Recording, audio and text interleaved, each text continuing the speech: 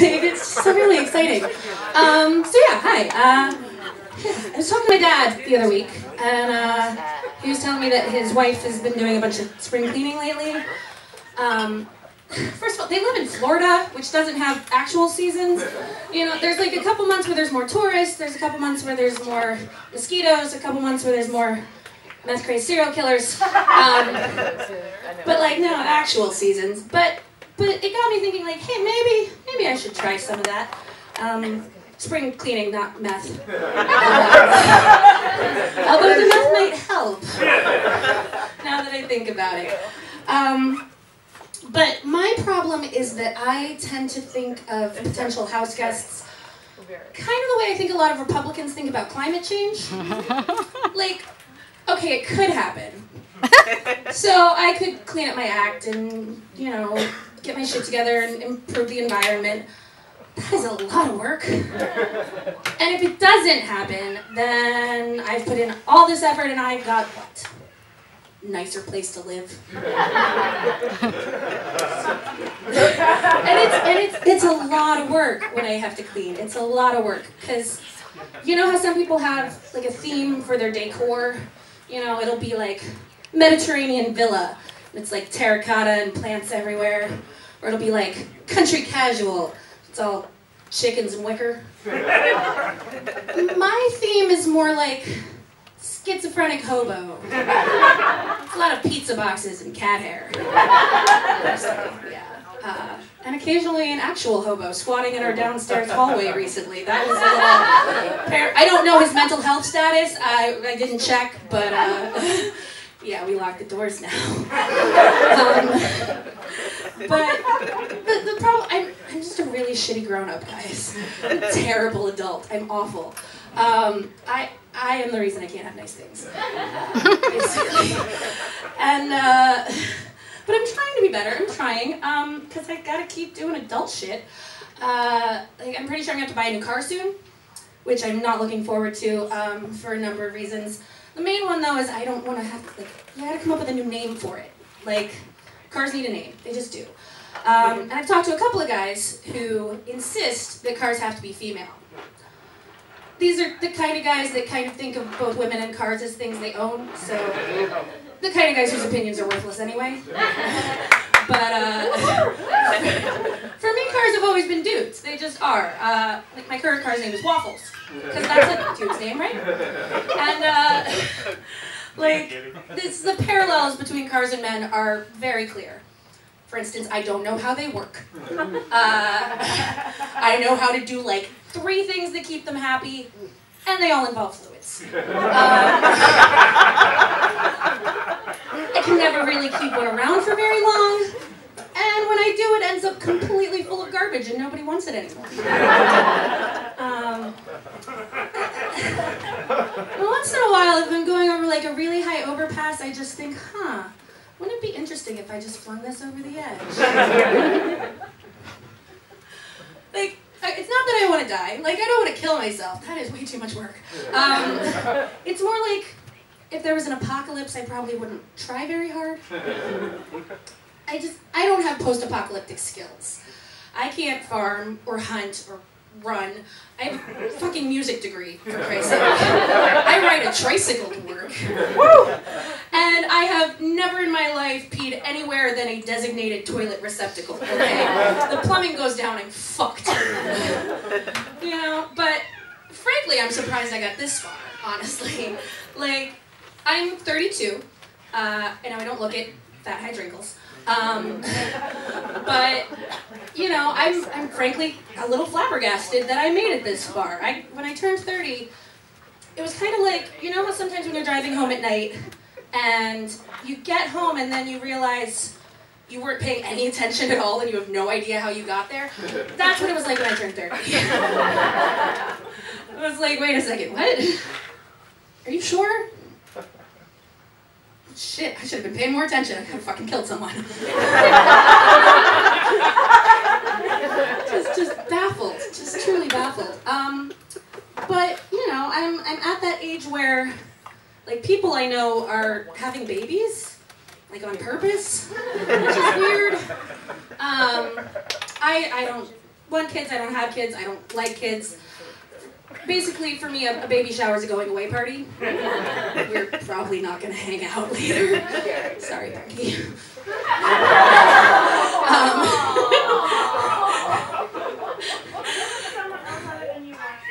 Because, like, when you hang out with babies, like, they always want you to, like, hold the baby or feed the baby or pet the baby or whatever you're supposed to do with babies. I'm not even quite sure. And then if you say, like, no, thank you, I don't want to hold it, then they're like, hey, don't call my baby it.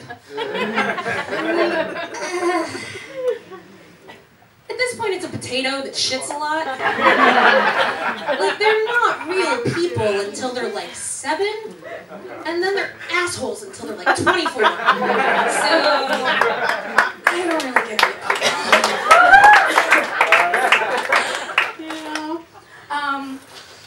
Yeah, just not my jam. But it's funny though, because I have absolutely no problem calling human babies it.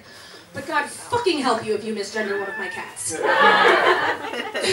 Like, somebody will come over and they'll be like, oh God, your cat is so cute. What is her name? I'm like, he is a boy, and his name is Baron Sprinkle Pants Von Pumpkin Pafloofa. Yeah, I have 2 cats. I like cats, if you couldn't tell. But seriously, this dress was $18, guys. I've got to just tell everybody that because it's really spectacular, right? Yeah, so I have 2 cats. They kind of run my life. Like, my furniture is covered in cat hair, my clothes are covered in cat hair, my life is covered in cat hair, basically. And, like, as a feminist, I don't really like the term pussy whipped, but I think it applies when it's actual cats. Because I found myself in the grocery store the other week, and they were out of the food I usually get for them. And I literally found myself staring at the shelf and just muttering, oh God, I'm in trouble. There's gonna be hell to pay. Biscuit's gonna be pissed. And it's kind of like, who owns who at this point? I'm not quite sure. But I think I'm gonna die alone and be eaten by my cats. That's kind of the plan. I should probably get a couple more. It's just, I've accepted that. That's just how it goes. My sister, on the other hand, just got engaged to a human. And, like, in Paris, at the Eiffel Tower with, like, cherry blossoms and shit in the pictures and everything. Mostly I don't care because she told me a while ago she's not gonna have bridesmaids at her wedding. I'm like, bitch, it's the one chance. Like, I've never been in a wedding. Nobody wants to have to find a dress that looks good on this. It's taken me 32 years to figure this shit out, okay? And, like, it's just, yeah, I thought I had this on lock. I thought I had it in, you know, with my sister's wedding. And she goes, well, it's not about you. I'm like, yeah, now it's not. Rude. But I'm not immune to the desire for romance. I like dudes, despite what this haircut might tell you. I like dudes.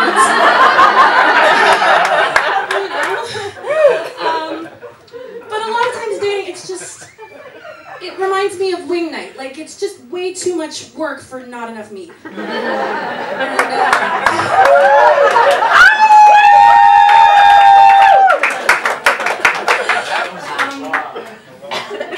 It's just too much effort.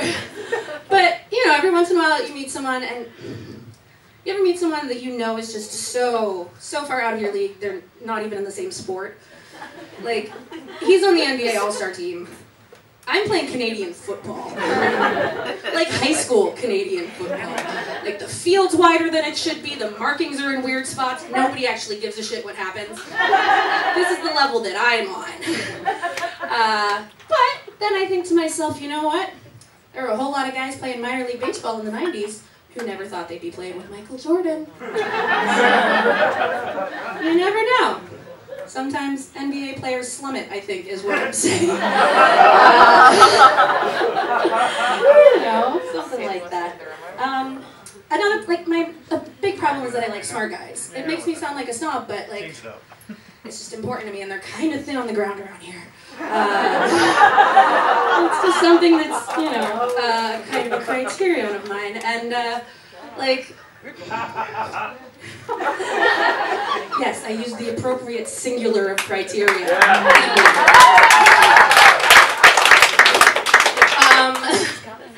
But, like, like, you know how you can tell a kid reads too much because they use big words, but they can't pronounce them right? I'm like the epitome of that concept. That is not even hyperbole.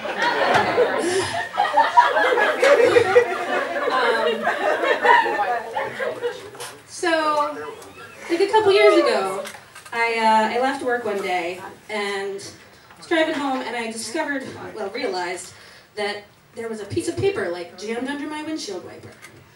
I get home, I open it up, and it's a note. And it says, "Hi." And the dot over the I is a tiny little smiley face.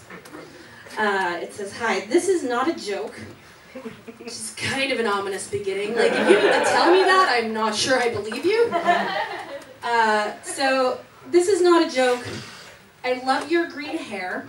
I did have green hair at the time. This is not like really bad color blindness. I love your green hair, and your was spelled Y-O-U''R.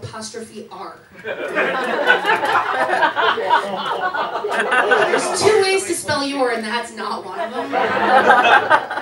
Like, you can decide, so I just went for happy medium. So I love your green hair. I am sexual attracted to you. All one word. Sexual attracted. And would like to fuck you good. First of all, you fuck me well. And wood was spelled W-O-O-D. And you might be thinking like, no, maybe they're just trying to be clever. It's like wordplay. It's like wood, like penis, like no. The handwriting on this thing is like a deranged kindergartner. Like I am surprised it wasn't in crayon. Okay. And yeah, so this is not somebody being clever. So, and then at the bottom it just says, "Please respond, leave note and phone number." No name, no nothing. Like, no identification. This could be from a serial killer. This could be from someone's grandmother. I have no idea. Like, I've got nothing. But they were considerate enough to staple a blank sheet of paper to the back of the note, kind of like the creepy illiterate pervert version of a self-addressed stamped envelope, so that I could presumably write a note back, jam it under my own windshield, so they could watch my car and get my surely positive response, because I'm gonna get right on that, you know? So I took it into my boss, and I was like, I think this is sexual harassment. Yeah. And she read it, and she just went, holy shit, not cool. They pulled the security tapes and figured out who it was, some maintenance guy who I'd never spoken to in my life. He really thought this was the best, like, opening move for someone he'd never said a word to. And his name's Tim. So, I've never met him. I couldn't pick him out of a fucking lineup if I had to. But, so if you know any Tims, let him know I'm not interested. But, you know, there's a bright side. Because when I'm, you know, sitting at home going, oh, I'm going to die alone and be eaten by my cats, I can always reassure myself with the knowledge that somewhere out there, someone is sexually attracted to me and would like to fuck me good.